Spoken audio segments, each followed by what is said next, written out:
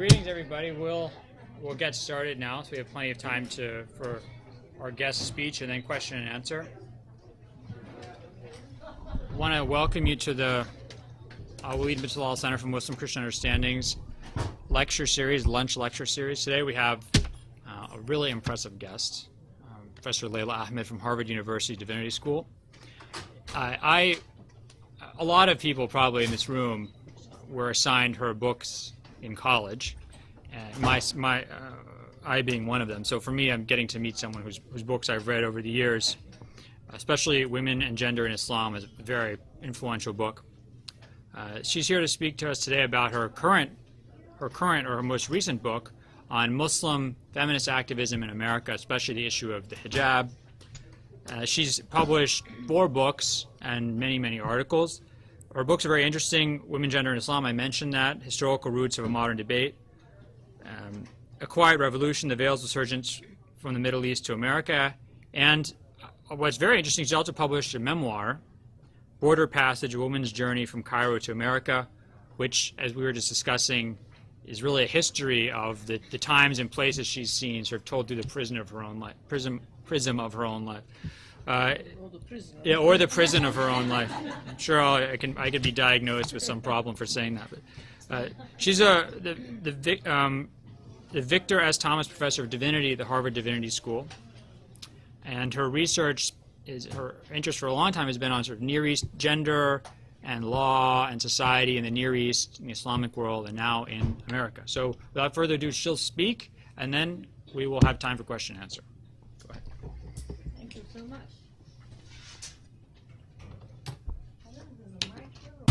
So my starting point, thank you all thank you for your introduction, and thank you all for coming. It's lovely to see you all and to be with you.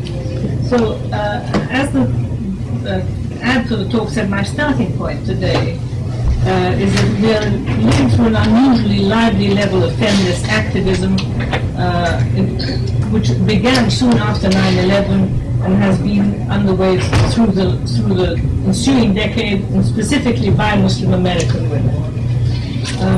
And a lot of what I say, by the way, if I'm not detailed enough, is from the book, so you can check on the book later. But I'll try and give you a sense of what some of the main issues. So this feminism has taken a variety of forms, including marches and public events, challenging Islamic gender hierarchies, and events that have sometimes captured national media attention. And so both because of its liveliness and because of the variety of forms it's taken, these happenings have been very reminiscent for me. Is this micro? It's just recording. So. Okay. These happenings have been very reminiscent for me of the feminist movement of the 1960s and 70s, with the difference that today it's specifically Muslim American women who are very active. So what I'm going to be doing today is giving a quick overview of just some of the main strands of this activism. But in fact, the process that's been underway of challenges to Islam in relation to gender issues is so lively, diverse, and widespread, particularly among the younger generation, that it's really impossible to give an overview that could do justice to its range and variety. So besides sketching out some main strands, I'll also be touching here on some of the conditions making up the context of the emergence of this new activism. As we know, a variety of factors, the civil rights struggle, resistance to the Vietnam War, and social forces underway in the 1950s that were pushing women out of the workforce back into the home, all of these were important to the emergence of second-wave feminism. What are the conditions fostering today activism among, in particular, Muslim American women? And where might this activism be headed? Just a word first about my use of the word feminist. Always, though, I talk, as in my title, in inverted commas. The kind of activism I have in mind can, I think, quite fairly be described as feminist, in the sense that it challenges or rejects hierarchies and discriminatory rules and expectations based in gender. Still, while some of these activists describe themselves as feminists, others do not and might even reject the label. As we know, too, in fact, it's not only Muslims, but many other young people today who won't use the word feminist about themselves, even when they are committed to feminist goals. It's a word that seems today to have become too infused with the meanings of another era. Moreover, as we also know, it's not only today that people who care about feminist issues have not liked the word feminism. Think of the term womanist, commonly used today by African Americans and other women of color. Its introduction was an implicit critique of liberal white middle-class feminism, and it signaled also a rejection of the goals and assumptions of liberal feminism. In womanist thought, addressing the injustices of racism is no less important than addressing those of gender. Similarly, Marxist and socialist feminism, common terms in the heyday of feminism, also implied critiques of liberal feminism and proposed quite different social goals for the project of feminism. Muslim American women today who distance themselves from feminism are often similarly distancing themselves from a feminism which conceives of individual self-fulfillment as its primary goal, to the neglect, as they feel, of such matters as duty, obligation, and the larger common good. The activism of Muslim American women in this last decade has been occurring against the backdrop of another remarkable and directly pertinent development, which also emerged after 9/11. And this was the huge and sudden surge in public interest that occurred in our national conversation with respect to the issue of the oppression of women in Islam. There's been a huge surge in interest in Islam in general, of course, but along with this has come to a new or newly reanimated interest in women in Islam, and specifically in the oppression of women in Islam. For those of us who worked in this field for years, the change that just now overtook our field were quite dramatic. Just on the most facile level, for instance, the topic went from being one that a few of us feminists and academics were interested in, to being one in which heads of state and world leaders, among them fairly recently President Sarkozy, for example, were liable to have very strong opinions about. From being something we read about in books, it became a subject we now followed in the media, where quite often it might figure even on the front pages. In particular, of course, the hijab, in any of its forms, burqa, hijab, niqab, was periodically invoked in relation to arguments in support of war, or it erupted in public conversations as an issue of state for Western nations. Hijabs have previously figured as matters of state in some Muslim-majority countries, Saudi Arabia or Iran, for example, where it's required by law, Turkey and Egypt, where it's been sporadically banned. But here it was now in the post-9/11 era, beginning with France's ban on the headscarf in 2004, becoming a matter of national importance also to the West. It's true, though, that we'd already had in recent decades the occasional book or movie on the subject of women, and specifically of the oppression of women in Islam, that captured wide public interest. Death of a Princess was one example, Not Without My Daughter is another. Such texts, of course, strongly reinforce the message of Islam's uniquely awful oppression of women, and thus implicitly underscored the idea of an unbridgeable gulf separating the Muslim world from a modern civilized West. These kinds of books did in fact continue to appear after 9/11 and continue to capture large audiences. However, the most important shift that occurred during these times was the emergence of the subject of the oppression of women in Islam as a matter now of national importance to America and more broadly to the West. This idea began to gain currency shortly after 9/11 and as we went to war in Afghanistan. A key moment in the emergence of this new or revivified rhetoric took place with when the subject was taken up by First Lady Laura Bush in her radio address of November 17, 2001, just as we were going to war in Afghanistan. Quote, she said, "Civilized people throughout the world are speaking out in horror, not only because our hearts break for the women and children of Afghanistan, but also because in Afghanistan we see the world of terrorists would like to impose on the rest of us. The fight against terrorism is also a fight for the rights and dignity of women." 2 days later, Cherie Blair, wife of then Prime Minister Tony Blair, issued a similar statement. Expressed in this way at the highest level of government, the theme was quickly picked up by the media. Taking their cue from the First Ladies, the media now portrayed the war in Afghanistan as a righteous war by virtue of our concern to save the women. Through the following months, the theme of the oppression of women in Afghanistan and images of veils and burqas, emblems of their oppression and implicitly of women's oppression in Islam more generally, became pervasive themes in the media. On some TV channels, news reports of the war were interspersed with images and narratives, including fictional narratives of the horrific treatment of women under the Taliban, all of which underscored again the importance of our wars as wars in which we were saving the women as well as ourselves and civilization. As the British journalist Polly Toynbee remarked at the time, the burqa now, this is a quote, the burqa now became a battle flag and shorthand moral justification of the war in Afghanistan. This theme now in the public conversation, reductive and falsifying as it generally was, nevertheless was probably quite productive with respect to American Muslim women with feminist concerns in that it placed injustices to women in Islam firmly on the front burner nationally.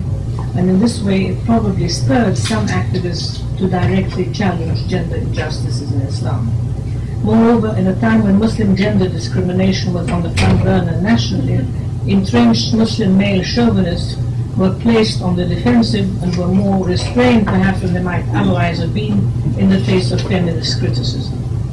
In other words, this broad national context in a way helped create space for Muslim critiques of Islam to emerge.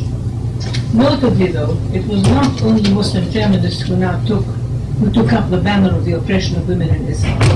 In fact, it was taken up now by, among others, people who were well known for their deep opposition to feminism, such as Anne Coulter, Rick Santorum, and David Horowitz. Horowitz, as Cather Follett, a writer for The Nation, noted, had never shown the slightest interest in the plight or well-being of any women anywhere. But here he was, Follett observed, suddenly zealously concerned about the oppression of women in Islam. In 2006 and 2007, Horowitz organized what he called Islamofascist Awareness Weeks on many campuses across America. Events whose centerpiece, Horowitz emphasized, was to draw attention to the oppression of women in Islam. Writing an article on Islamofascist Awareness Week, Follett sought out Leila Abullugh's views as to why she thought Horowitz was highlighting Muslim women's oppression. Abullughd, professor at Columbia University and a long-time academic in the field, you having difficulty hearing me? A long-time academic in the field of women and Islam, responded that, quote, the Islamofascist people had no interest whatever in the plight of Muslim women. Rather, she said, they were using the women question, quote, as an easy way to target Muslims. That is, Horowitz's foregrounding of the issue of women, the oppression of women in Islam, and indeed implicitly Laura Bush's and Sherry Blair's messages which were immediately amplified in the media, in effect did the work of rendering legitimate and morally justifiable military attacks on Muslim majority nations such as Iraq and Afghanistan in the interest of saving the women. For those of us who'd worked in the field for years, this political and media blitz on the subject of the oppression of women in Islam, implicitly lending support to military intervention, was deeply disheartening. Not because this ploy of invoking the oppression of native women as justification for domination and as a way of mobilizing consent for military intervention was in any way new. Far from it. This rhetoric of saving the women in the name of civilization was in fact a very old ploy used many times back in the heyday of British and French imperialism, when it was used in relation to Muslims, Hindus and others in Europe's far-flung empires. All of this had been thoroughly studied back in the 1980s. It was with respect to exactly this rhetoric that Gayatri Spivak coined the now famous phrase, quote, white men saving brown women from brown men. And yet, distressingly, here it was again, that old ploy, resuscitated, dusted off, and once more being replayed, and astonishingly, it was apparently once more proving entirely persuasive. I review all this in more detail in my book, where I found myself concluding that it's probably time now that we deleted from our repertoire this entire subject of the oppression of women in Islam, a subject we inherited from the imperial era and that emerge in the first place to serve imperial ends. This doesn't, of course, mean that I don't believe that there are interpretations of Islam and laws, attitudes and practices endemic to Muslim majority societies which are not appallingly unjust and oppressive to women. Of course, I know full well that that, alas, is the reality. But I don't believe that the proposition that Islam is innately and irretrievably oppressive to women is either true or useful. Obviously, cruelties and injustices to women perpetrated by Muslims, as by others, need to be confronted and challenged wherever they occur, but the general smearing of the religion wholesale is simply not an acceptable strategy. So let me turn now to outlining some of what's been going on in this last decade. Some of the events and people I mentioned you probably have heard of already, since they attracted quite a lot of media attention. Asra Nomani, for example, who led a march on a mosque in Morgantown, in Virginia, in 2004 to publicize a call for reforms in the mosque. Amina Wadood, who led a mixed-gender Friday congregational prayer in New York in 2005. Others, such as the Women of ISNA and MSA, are probably less well known, but nevertheless they're important in that they enact and embody changes that are underway in two of America's most powerful and influential Muslim organizations. So let me start then with the developments that have occurred, been underway in these two institutions. The Islamic Society of North America, or ISNA, is today the most influential Muslim organization on this continent. It was founded in 1981 by the Muslim Student Association, the MSA, an organization founded in 1963 by students, some of whom have connections with the Muslim Brotherhood of Egypt or with similar Islamist groups in their home countries. Today, the MSA, also, like ISNA, is a very influential organization with branches on most North American campuses. It grew rapidly through the 60s and 70s, and by the early 80s it was ready to expand beyond the student community. And so they founded ISNA, the organization that today, representing a conservative form of Islam, dominates the Muslim American institutional landscape. In 2005, Ingrid Mattson was elected president of ISNA. She was the organization's first North American-born president and its first woman president. Mattson is Canadian. She grew up Catholic but lost her faith in her teens. Sometime in her 20s, I believe, she converted to Islam, subsequently completing a doctorate in Islamic Studies at the University of Chicago. Already in 2001, she'd been elected vice president at ISNA's 2001 convention held just a few days before 9/11. Then, as I said, in 2005, she was elected president. The fact that she ran for this post, in addition to the fact that she succeeded in winning it, tells us that Mattson, as well as the board who voted for her, evidently fully believe in women's right to hold the highest position in a religiously based organization which includes men. This fact itself would seem to have implications as regard Mattson's and the board's views on women's rights to be presidents of mixed-gender organizations, and by implication, consequently, too, possibly, to hold the presidency of nations. Mattson's election represents, in fact, a complete break with how conservative organizations with roots in the Muslim Brotherhood or other similar organizations typically view women's roles in institutions whose membership includes men. Islamist organizations, among them the Muslim Brotherhood, began to spread in the Middle East as of the 1970s with the rise of the Islamic revival. And eventually, as we know, they also spread globally, taking with them, wherever they went, their conservative form of Islam, and along with it always also the requirement of veiling. Women have, in fact, been extremely active and important to the Muslim Brotherhood and to the spread of Islamism and veiling. But so far as I know, no woman has yet formally held a leadership position in any such organization in the home country. Thus, Mattson's election represents a global first with respect to conservative Muslim organizations. And so far, this is a development that has occurred only in the American context. You see Mattson over there, obviously. So this development is part, I argue, of the quiet process of transformation that Islam in general including conservative Islam, has been undergoing since the Muslims began to rise in the 1960s. Following the changes in immigration law introduced in 1965, Muslim immigration rose dramatically, and at the same time, rising rates of conversion to Islam among Americans, in particular African Americans, also significantly added to the growth of Muslim American population. African Americans probably make up about 40% of American Muslims today. Matson's election appears to have been part of a trend of change at Islam in relation to women, going back to at least the late 1990s, as the career of another prominent Islam woman, Khadija Hafaji, suggests. So I now have to figure out how to move on to the next one. You can just push the right arrow key on the keyboard. Oh, I'll push back. No, that didn't. It went to the wrong. Oh, here, that's the right person now.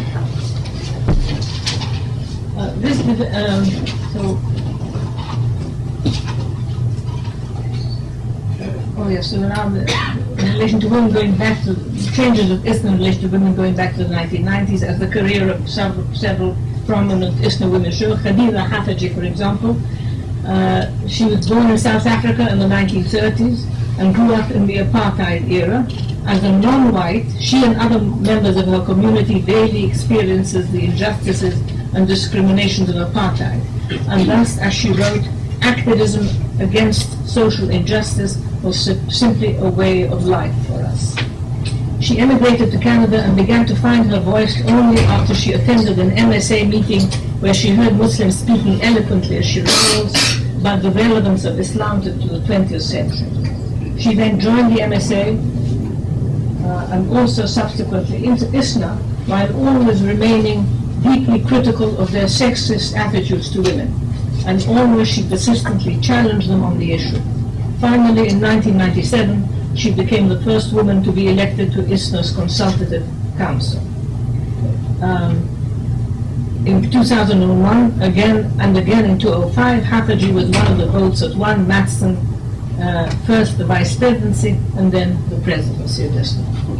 Other ISNA women whose activities similarly illustrate the fact that even ISNA represents representing the conservative edge of American Islam is open and sensitive to feminist currents that are part of the American context, include Bonita McGee and Sharif Al-Khatib. What do I do? How do I move the right arrow key? There. Yep. McGee and Khatib, both of whom worked in the cause of domestic violence.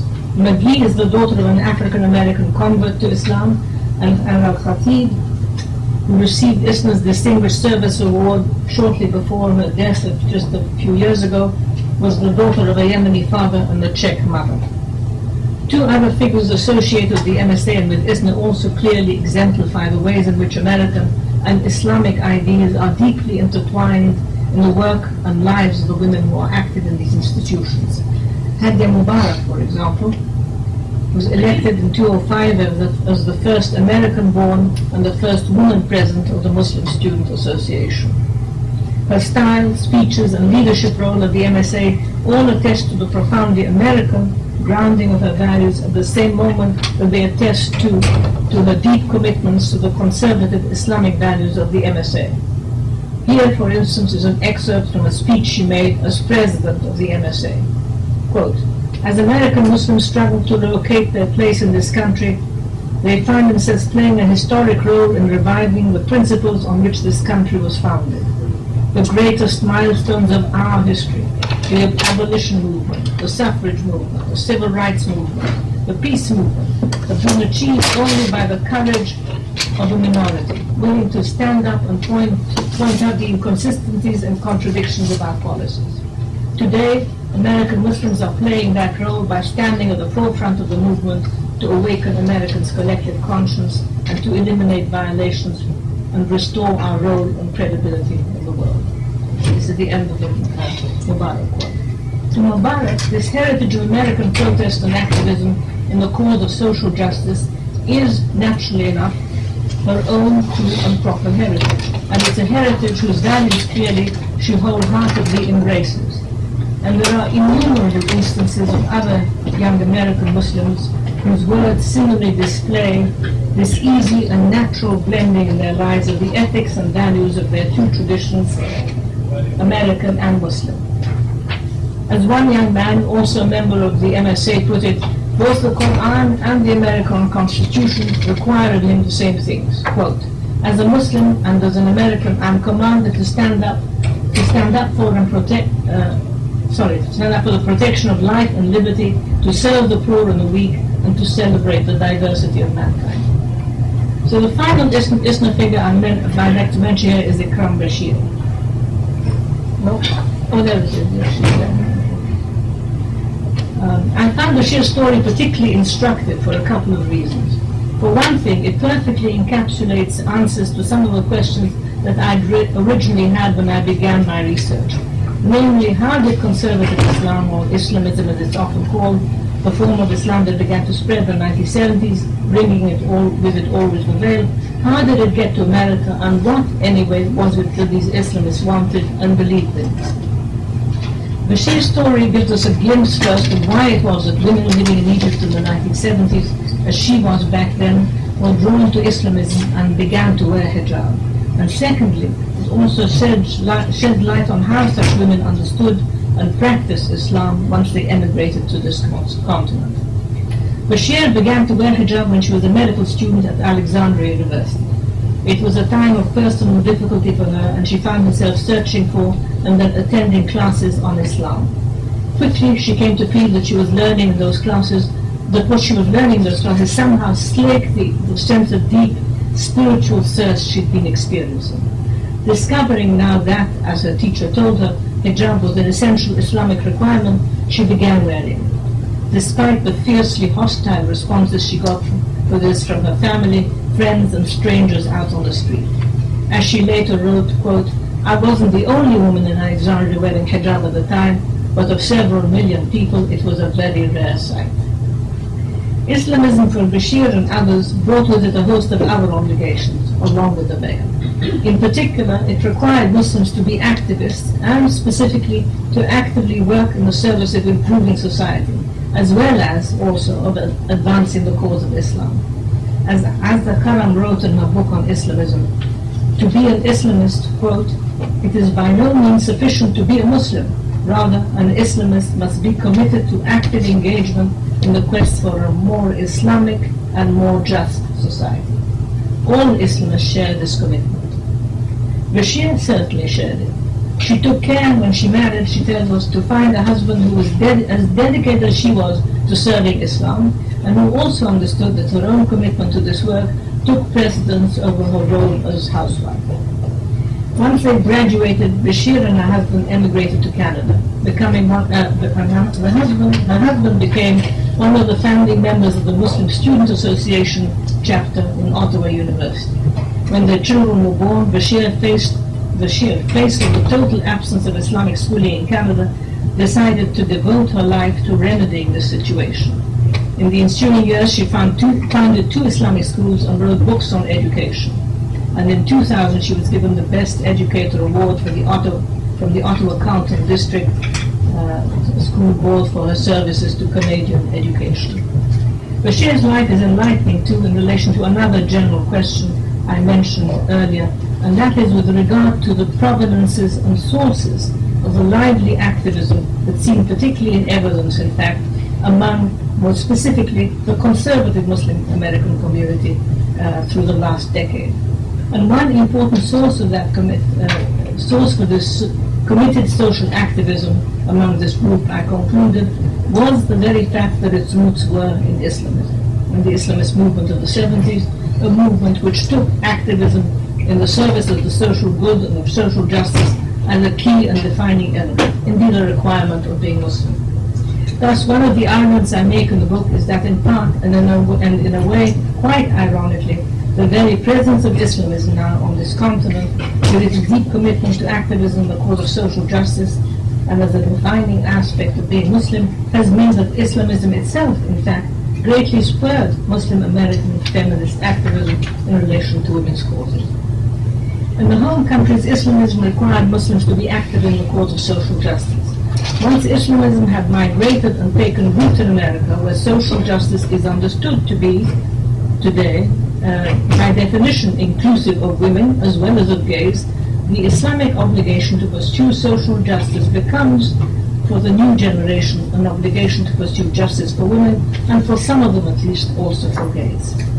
The evidence that this is how the younger generation see things is very apparent in the articles, novels, books, essays, films, documentaries, and other productions that members of these new younger generations are now bringing forth. Books such as Living Islam Out Loud, I can see several of its authors, contributors here.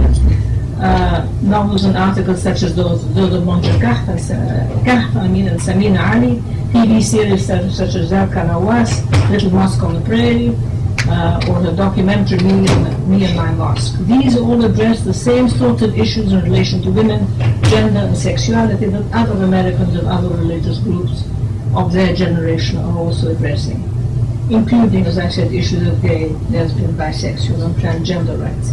In one of the autobiographical narratives in these books, one young woman, a member of Al-Fatiha organization, the Muslim gay, lesbian, bisexual and transgender organization, describes Islam as practiced by Al-Fatiha as, quote, the kind of Islam that every woman dreams about.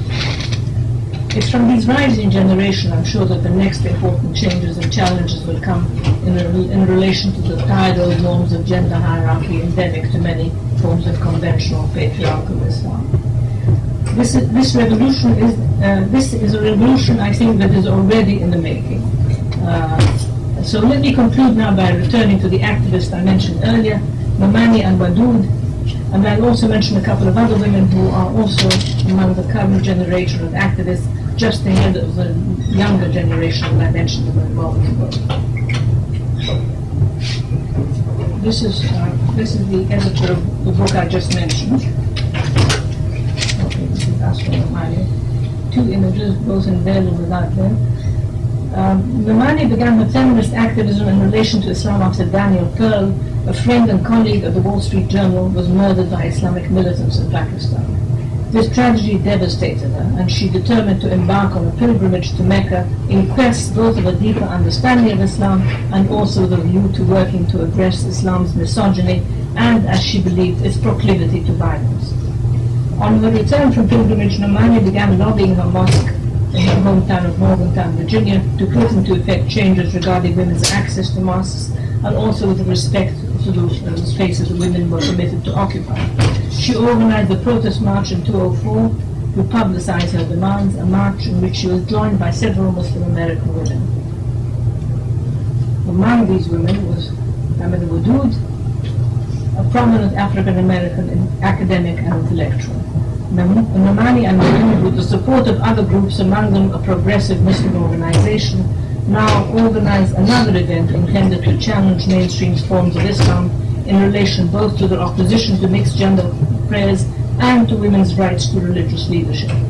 To publicly lay claim to these rights, they arranged to hold Friday congregational prayers at a venue in New York. Women and men in the congregation were going to stand alongside each other, and Dr. Wadood would lead the prayers and preach a sermon as imam of the congregation. The event was televised worldwide, provoking outrage in some countries, but not everywhere.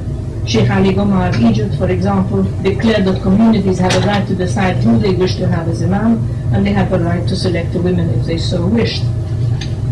There hasn't so far been a great rush of women eager to serve as imams, or communities clamoring to have women imams.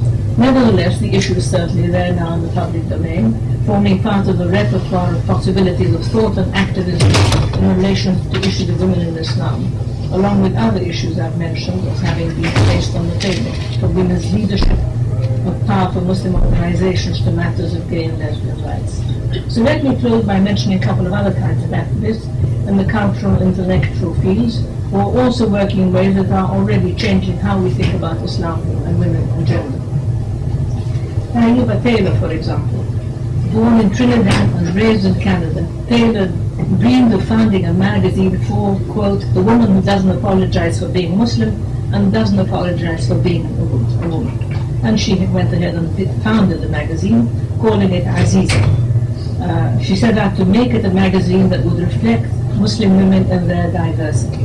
It drew for its fashions, which was an important dimension of the magazine, on the fabrics, colors, dress, and hijab styles of all the Muslim regions of the world. But Aziza is much more than a fashion magazine. In 2007, for example, it published a discussion of a new translation of the Quran, just published by another American Muslim female activist, this time an activist in the intellectual field, that is Leila. In her new translation of the Quran, the first by an American woman, Bakhtiar fundamentally reinterprets one of the key verses in the Quran on women, verse 434, a verse conventionally understood as permitting husbands to beat wives. Noting in her introduction that women's perspectives have for too long been excluded from Quranic interpretation, Bakhtiar maintains that the conventional reading of this verse is in fact a misreading. A key word in the verse, Bakhtiar maintains, the word daraba, usually rendered to mean to beat, Bakhtiar says means actually to leave. Thus, though people have traditionally read the verse as instructing men to beat wives when there was a disagreement between them, Bakhtiar says it actually instructs men in the face of irretrievable disagreements to leave their wives, i.e. to divorce them. Obviously, this kind of intellectual activism and reinterpretation has very far-reaching potential consequences. And so these kinds of shifts and fundamental reconfigurations of the very grounds and meaning of the scriptures are among the changes that have begun to be underway today. So this is just a glimpse of some of the kinds of things that are afoot today. Have I showed you Bakhtiar? I don't think so. There she is. Where might all this lead? There's no doubt in my mind there are very big changes along the way. For one thing, I don't doubt that the kinds of multiple ways of understanding Christianity and Judaism that have already occurred in the American context will surely soon begin to appear in Islam too. In fact, they're already appearing. Now that Islam has taken root in and is evolving in the new social cultural ethos and conditions of America. Of course, I'm not saying that all Muslim Americans will welcome these changes. Some surely will find them, won't find them even remotely palatable or acceptable. But that's the case too, of course, in Judaism and Christianity. We have completely different, profound disagreements between the different strands of these religions. So I expect that this kind of thing will also happen in Islam. So this is the first time in history that significant numbers of Muslims find themselves living in societies where they are free to develop their thought and practice religiously or non-religiously in whatever ways they wish. This is, in other words, a new moment in the history of Islam and a new moment too in the history of America and of the West.